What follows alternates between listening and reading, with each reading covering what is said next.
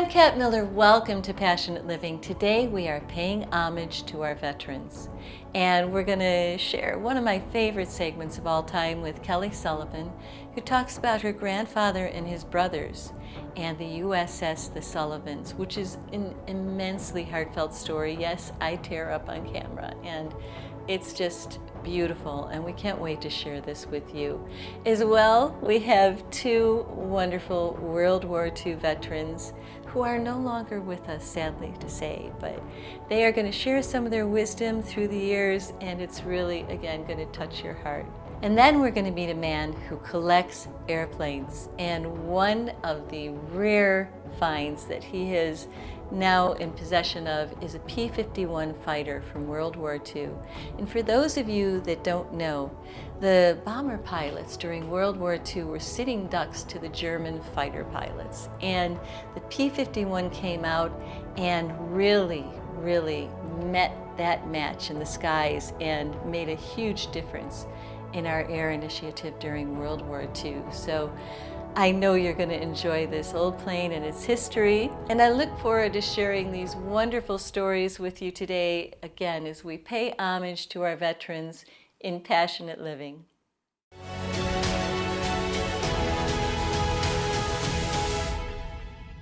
This next segment is one of the most emotional interviews I've done with Passionate Living. And it's with Kelly Sullivan, who is a granddaughter of one of the 5 Sullivan brothers who all perished on the same ship during World War II. Behind me is the USS The Sullivans. At the time, we were raising funds for this ship to fill some leaks that were happening, and the ship was starting to take on a little water. Well, as of April 13th, the ship started to sink. And they're now on a rescue mission to recover the ship to get it back up onto the surface and do the necessary repairs. Due to cold weather, divers were not able to get beneath the boat prior to now. So sit back and enjoy this amazing interview with Kelly Sullivan.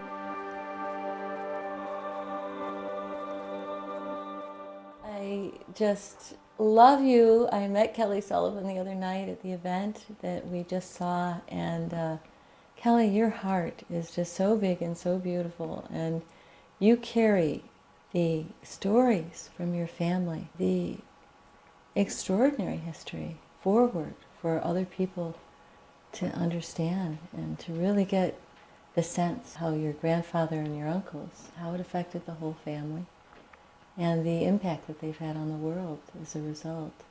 And I just would love to hear a little bit of the background of your story of the USS Sullivans and how that came to be. So the boys grew up in Waterloo, Iowa, and they were best friends.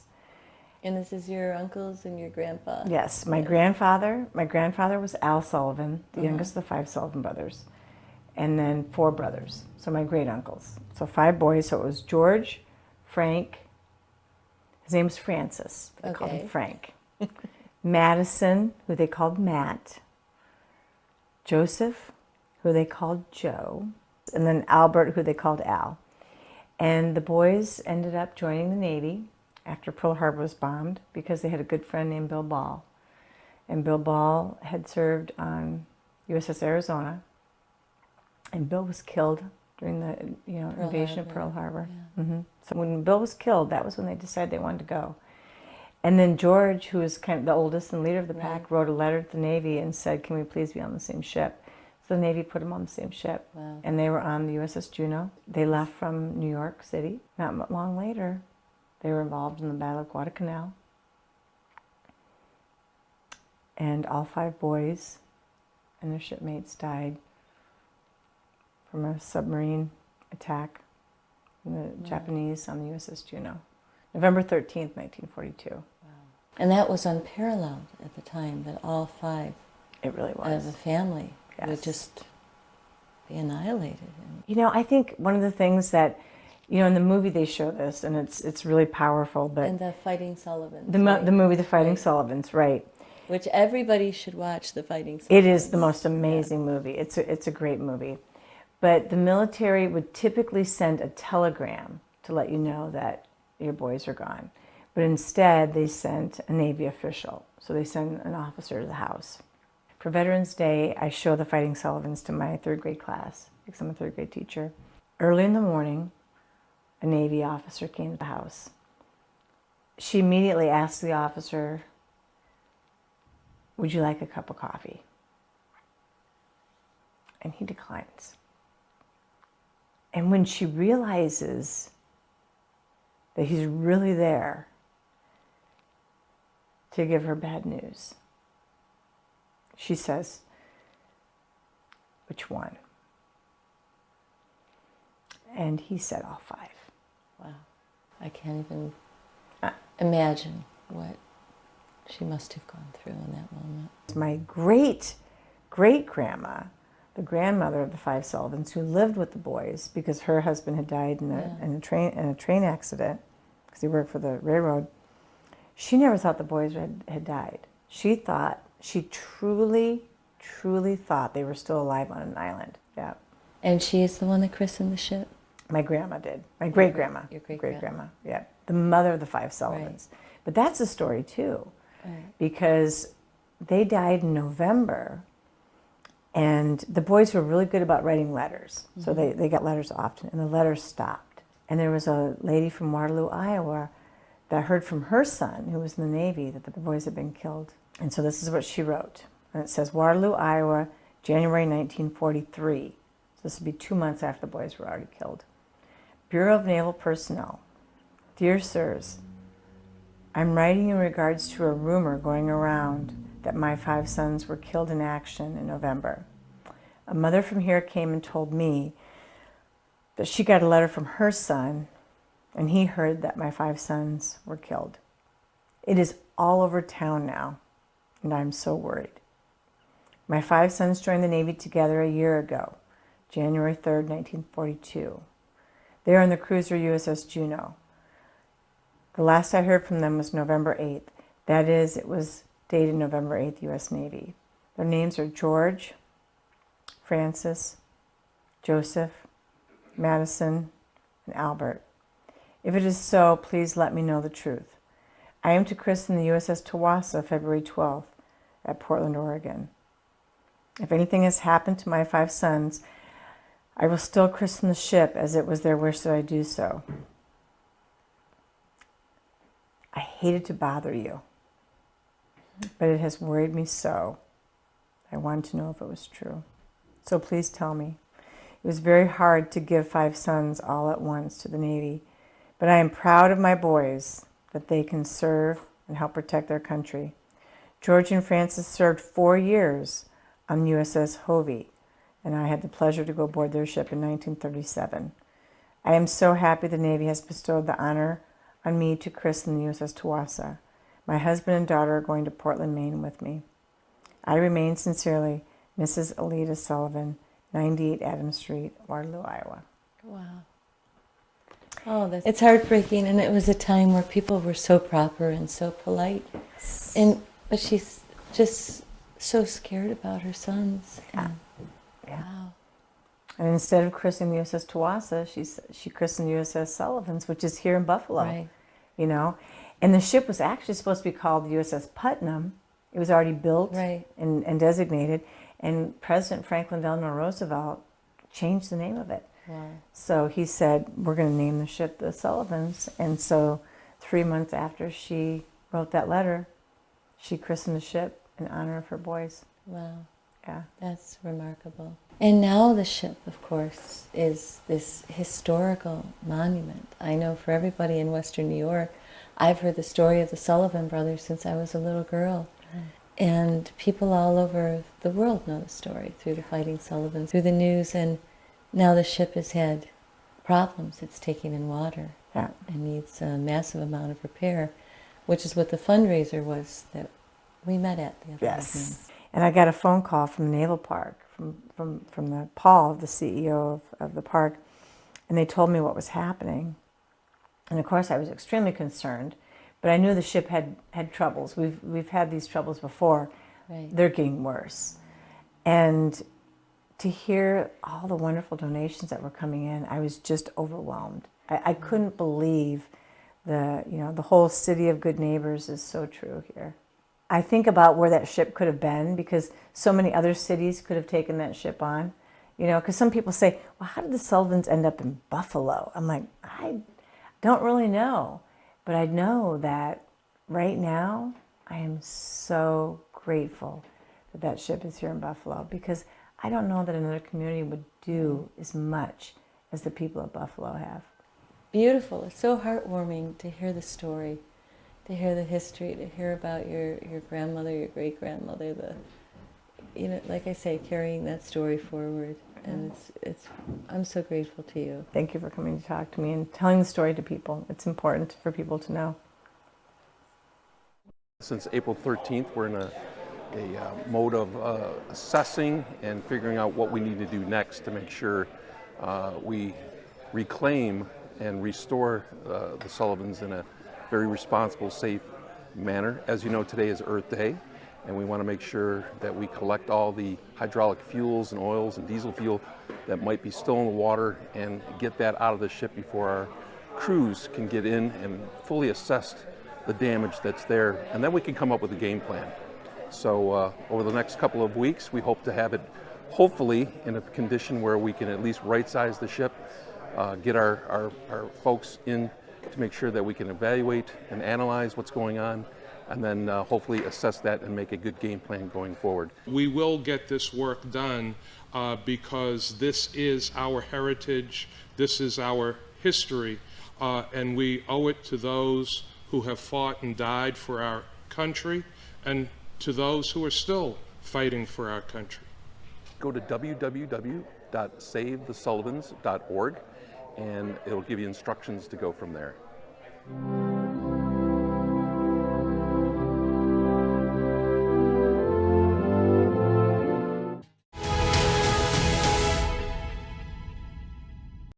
Now, I have to ask you, because we have a show called Passionate Living, and we ask people, what are you passionate about in this world, and how do you use that to make a difference? What are you passionate about this lifetime? What drives you? Serving other people. Serving other people. That's the biggest satisfaction I think that any person gets, is rendering service to somebody else. It really builds you up, and to keep active and to get to an age where I am. 100 years old. You have to keep this active, and you have to keep physically active. Beautiful. And but the big thing is, it's only worthwhile if you're doing something for somebody else. I love that. That is beautiful. That is the best medicine, isn't it? Yes, it is.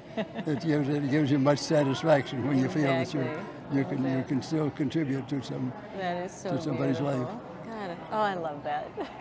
And Elmer, what about you? What are you passionate about this lifetime? What has gotten you to 102? Ever since I was a little kid, I was taught to respect others and everything.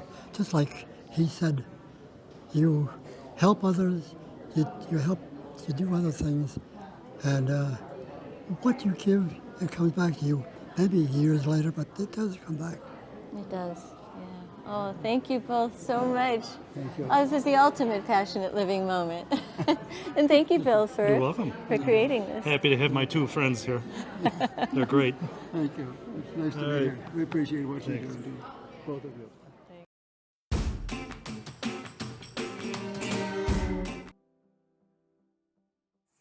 Before we dive into our next amazing passionate living story, I just want to thank you for being here watching our show. Our passion is to inspire you and our audience to live your dreams and use it to make a difference in the world around you. And as we take this journey ourselves, we would love to invite you to help to support us by going onto our social media, subscribing, liking, commenting, and if you feel inspired, for the price of one designer coffee a month, become a member and help to support our efforts to keep bringing these amazing, passionate stories to you. Now let's go jump into our next passionate living adventure.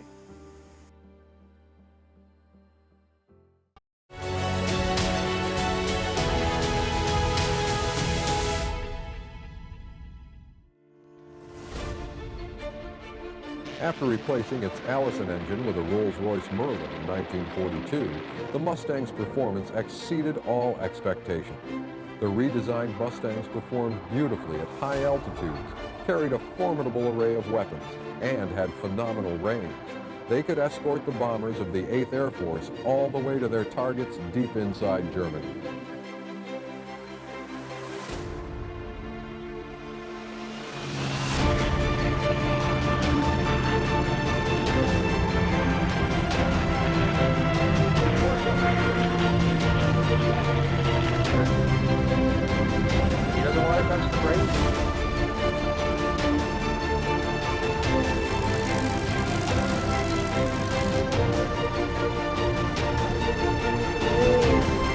You are an amazingly passionate man about flying all things planes. And could you tell me a little bit about where you got started with that? Where that? Yeah, I mean, this plane we're going to go fly today, this is an American Champion Scout. And the first plane I flew was very similar to this. My dad had a grass strip behind our house, and he had a Citabria airplane on it. So he taught me to fly that as a teenager. And I soloed off that strip at that age and just continued flying. And I keep this airplane there. I keep other planes there sometimes. Wow. So this morning I climbed in this and flew it over here to meet with you and have this chat. So That's amazing. it's just having fun. How cool is that? Yeah. Now, we share something in common. Both of our dads were in World War II. What did your dad do? during Yeah, the my war? dad was a mechanic. He worked on airplanes in the European theater, England and France. And, you know, when he came home from the war, he went back to his family life and just farming and carrying on. But they had the GI Bill, so Right. he elected to use the funds from that and got his pilot's license. So Wow, he learned to fly. He got his multi-engine rating, commercial rating, and right, just, but never flew for a living, just for fun. right. Pretty special. Pretty special, and pretty special that you're preserving the lives of some of these amazing aircraft, like the Mustang. That's just, oh my God, what a gorgeous piece of machinery that Yeah, is. I'm a caretaker, you know, preserving these and showing them, honoring the men that flew them for real, and Right. just being able to be part of that, talk to the kids today and adults today and share and, you know, just spread the word. Wow. I mean, aviation is such a wonderful community. It's just very, very special. Yeah, I have a real love of aviation and planes, and I think maybe from my dad I got my passion. My dad was a pilot in World Yeah. War II. He flew bombers, and he had such a love of it. And I was 3 hours from soloing, and I never finished. But you are going to be my inspiration to possibly finish. Never too late. Now, I saw you in the air show, Yeah. and you were doing quite the maneuvers up there. So you do the little Yeah, I'm spins. recently certified as an aerobatic performer for air shows, which Right. means I can fly aerobatics in wavered airspace. Now you have an air show coming up in another week out in Geneseo, Yeah, right? Geneseo Air Show, one of the oldest air shows in the country. It's flown on grass. We call it the greatest show on turf. I love it. Yeah, That's great. it's fantastic. They have a wonderful grass airstrip, 6,000 feet long, and a Wow. beautiful museum, National Warplane Museum, which has the highlight right now is a B-17 bomber. Oh, So, yeah, exactly. oh my God, I have to see that. They have a B-17 there, so you'll have to come up and see that. Oh my heavens, yes. Like this airplane, Mad Max, will be there, and I'll be flying a full aerobatic demonstration in the air show, and I'll be on the ground to shake hands and hold babies and whatever. Wow, cool. Yeah, it's going to be a lot of fun. I have to come out and see you in the air show. The P-40 was built by Curtiss in Buffalo, so they built about 13,000 fighters. It was a generation before Right. the Mustang, but it was still a tremendous fighter in World War II. Built Well- every single one of them in Buffalo. A lot of people don't realize Curtiss Air was right here in Yeah. town. My grandmother was an inspector at Curtiss. Was she really? Yeah, yeah, during the Wow. war. Yes. So tell me a little bit about this gorgeous Mad Max? plane, Mad Max. The Mustang was the first airplane that we could use to provide bomber escort all the way to the front lines. Very slippery, very fast, 505 miles an hour. When I'm flying my air show demo, I'll be up at 400 miles an hour a couple points during the demonstration. Amazing. And again, a big piece of our history being preserved here. It's Yeah, so I'm just, beautiful. this is my passion at living. You know, I have the the World War II Corsair and also the Mustang. And these two airplanes, just absolutely amazing. That's amazing. Well, thank you so much. I really appreciate it. So we get to take a little ride today? We do. Ooh, We're going to take so the Scout excited. and go tour some backcountry Western New York. All right. All right. I'm totally in. All right, let's go do it.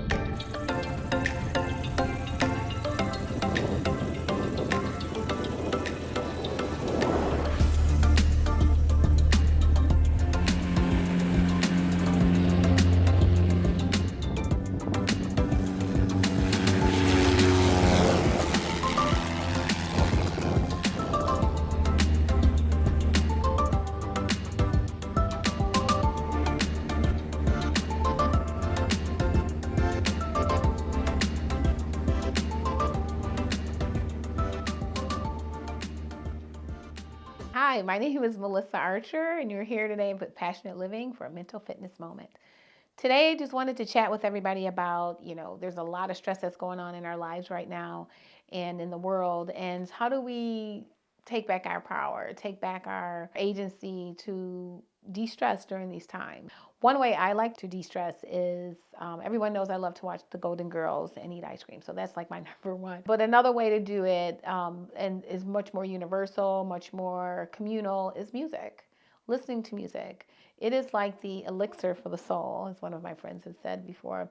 But music is really, really cathartic, and it can take you to spaces that take you to certain memories or take you to a place of calmness and relaxation, or a place that took, that may trigger something, not trigger in a bad way, but spark something to where, maybe in childhood or a happier time or a more relaxing time. For me, I have music for like when I'm really excited and I have to go and do a project. I might listen to something really hype and get me going. But when I'm stressing out and a little anxious, I might listen to something very kind of calming and maybe some water or some smooth jazz or something like that. But just something that can really kind of smooth me out a little bit so that I can, as I love to say, be the best versions of myself that day. Also, we can look at the other side of it. When I'm upset about something, I have music that I listen to that kind of like helps me release that, because sometimes we might not feel that we can release in terms of being upset or crying, but there's music that can help trigger that so that we can kind of get that out, leave it on the table, and then go on with the rest of our day. So I am so excited that you are here today with me with Mental Fitness Moment, and I hope this tip helps you today find the best version.